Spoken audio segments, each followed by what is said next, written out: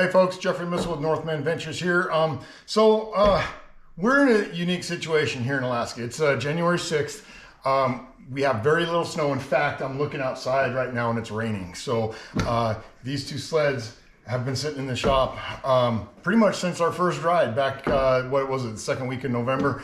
So we don't have a whole lot of content on that end of things, but in order to kind of move things along on the channel, I decided to start a little mini series. So this will be the first video on equipment and maybe setup. I don't know how many videos are going to be a part of this, maybe 3, 4, 5, something like that. But we're going to start with clothing. So what I wear out in the field when I'm snow machining.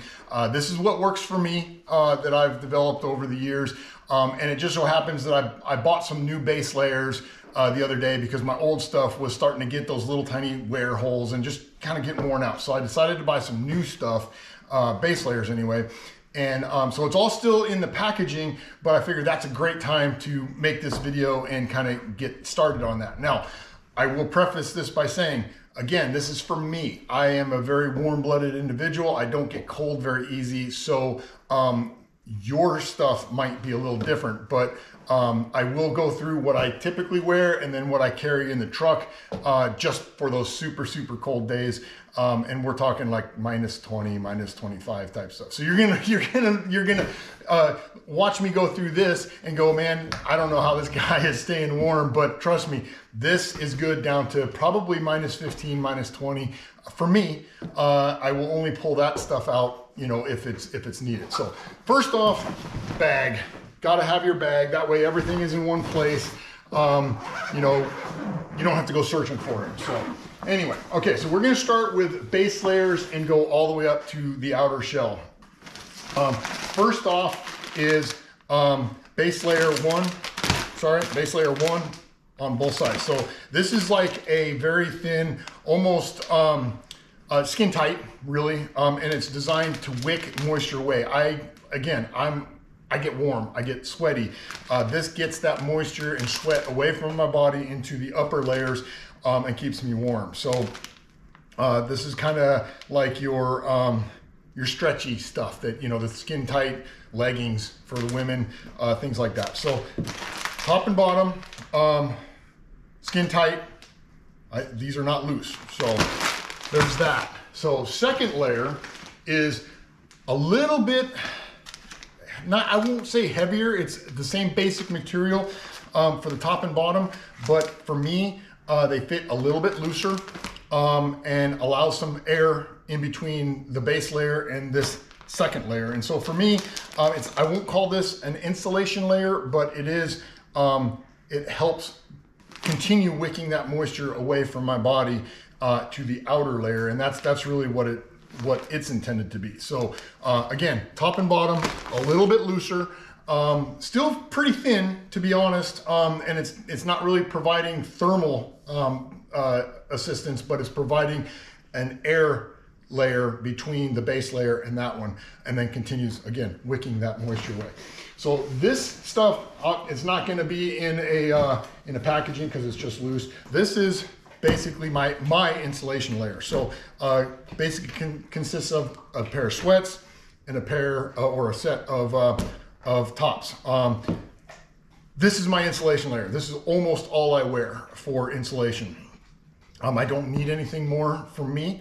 All of this is often synthetic. I don't have any cotton. Oh, I forgot the socks. They're inside the boots. I'll get to those when I pull the boots out. I don't wear any kind of cotton. All of this is synthetic, and it's designed to wick the moisture away. Once it's away from the body and onto the insulation layer, it evaporates fairly quickly. So that is an important note. So onto the shells. None of my shells are insulated. They're all strictly shells because for me, again, I'm a warm-blooded person. I need to regulate my heat because once I oversweat and everything gets wet, it's all done for at that point. So I only do shells, literal shells, no insulation. So climb, here's just basically your shell, no insulation. It's just a kind of a Gore-Tex style shell, a little bit of padding, you know, because you're always hitting your knees or something like that. And then same with the jacket. It's just a shell. Plenty of ventilation for guys like me. I'm running the vents all the time. Even if it's cold, I'm still out there with the vents are probably open even in the minus temperatures, minus 10, minus 15. I get that hot and it's just the way it is. So this is what I've had to learn with. Now, on the really, really cold days, I may end up pulling an additional layer for the top only. And it's gonna depend on what those cold days are, but this is just a nice little puffy shirt, you know, right? Zip together, has some reflective material to keep the heat in. I have pulled this in the last 4 or 5 years. I've pulled this out twice, maybe. And even then, within an hour of me riding, I'm folding the sucker up and I'm stuffing it into the pack. It's just too warm for me. So my tactic is typically to just wear what I already showed you and then just put up with being a little cold for a little bit for the first half hour, 40 minutes. Once I get going, I really don't get cold. So what they say in the backcountry, being up here in Alaska, it's better to be a little cold than too hot. So you want to stay that little bit of chill, your body will heat up, but once you get too hot and you start sweating, that water becomes ice, and that's not good at all. So, so here's the little puffy layer. I do carry, this is a wool, again, no cotton, but this is a wool, I guess fleece, for lack of a better term. I keep this in the truck for those extra cold days as well. If I don't want to take this thing, I usually take this just because it folds up and compacts and I can stuff it away real quick. But for the days that I know I'm going to be wearing this layer for a while, I'll probably just grab this. But I don't really pack this stuff. I keep them in the truck just in case. But again, I've pulled these out twice, maybe 3 times in the last 4 or 5 years. So it's not something I use on a regular basis, and we routinely ride into the minus 15, minus 20 range. So again, this is for me, so your experiences might be a little different. Gloves, very similar. I always carry more than 1 pair of gloves.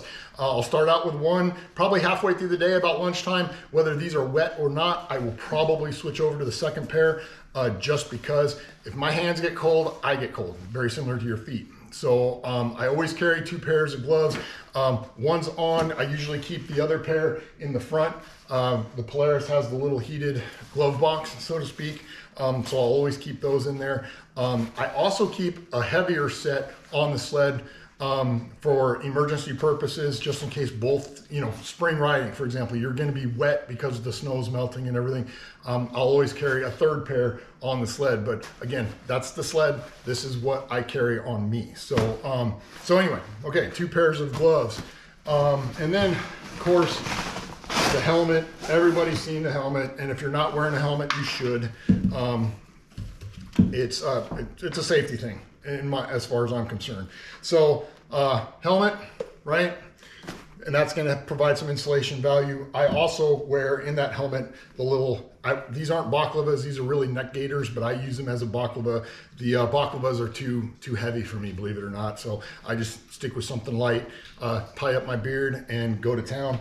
I also carry on the sled, well, really not on the sled, but in my pack is just a knit hat. And it's really not a knit hat, this is synthetic, but I carry it for lunch because once you take that helmet off, you take the neck gaiter off, yeah, it feels good for a while, but then you start getting cold very quickly. So I'll always wear one of these just for extra help, and that way I don't get overly cold when I'm eating lunch or whatever. So this is just when we're stopping for a while, hanging out, doing whatever.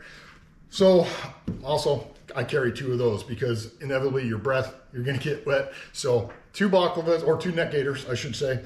And then goggles. So I wear 1 pair of goggles. I have another pair in the pack, which I'll show.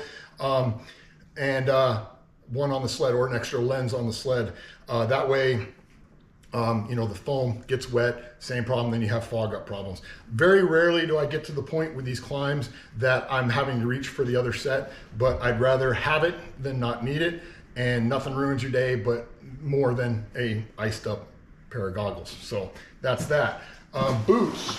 So again, you can call me a climb fanboy or whatever, but you know, it is what it is. They make good gear. What can I say? So boots, climb boots, same as always.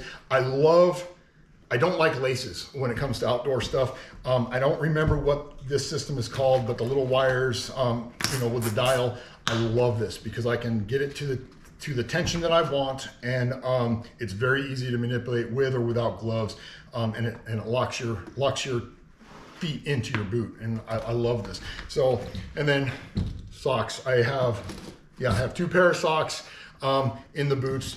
Again, you know, once your feet get wet, just like the gloves, once your feet get wet, I get cold. So as long as my hands and my feet stay warm with what I've showed you, I stay warm. And that's important to me. So so that kind of sums up everything as far as the gear that I wear on me. Again, very rarely do I get the bigger insulation layers. I'm pretty typically those first 3 layers, and I'll just reiterate real quick. You got the really tight, skin tight base layer, the same material but a little bit looser to provide that air insulation, and then my actual insulation layers. None of this, again, and it's really important, none of this is cotton. Everything's synthetic. And then of course my shells. And so the reason why you don't want cotton freezes, simple as that. Synthetics, they will wick that moisture away once you're in the air. They also evaporate very quickly. So you take off that this shell, you know, top layer during lunch, and you'd be surprised on how quickly all this gets wicked away and just kind of evaporates up into the air. So yeah, it's a little bit cold, but again, I'd rather be cold than too hot, but that's just me. So that's what I wear on me as far as my gear. Again, prefaced, I'm a hot guy, not in that way, but I'm a warm-blooded guy. I sweat, I develop heat on my own just fine, and so I don't need those extra layers. There's some guys that I ride with, they're bulked up, and it's just, you gotta work with what works for you. But that's also why I carry these extra layers in the truck, just in case it's gonna be a cold day.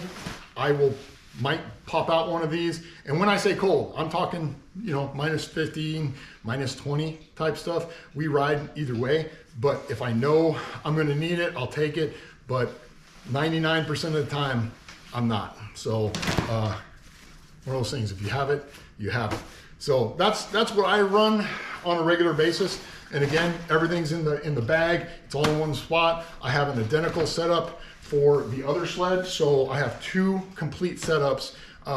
That way I only have to grab one bag, or if I grab both bags, I have everything. So if it's like an overnight trip and my stuff isn't completely dry the next morning, I have an entirely new setup ready to go. Or at lunchtime, if one of those situations do persist that we can't get back to the trucks, I can always swap out if I'm overly sweaty. But again, 99% of the time, this is what I wear, and I'm perfectly happy, content. So anyway, that concludes the first video. There will probably be 2, maybe 3 more after this. I want to talk about the pack, and I want to talk about what I carry on the sled, and maybe a little bit about the sled setup itself. So again, that concludes this one. So hope you learned something. I was unpacking all this stuff anyway to take these things out of their packages, so figured it was just a good time to make another video, get some content out there for you guys. So hope it helped you.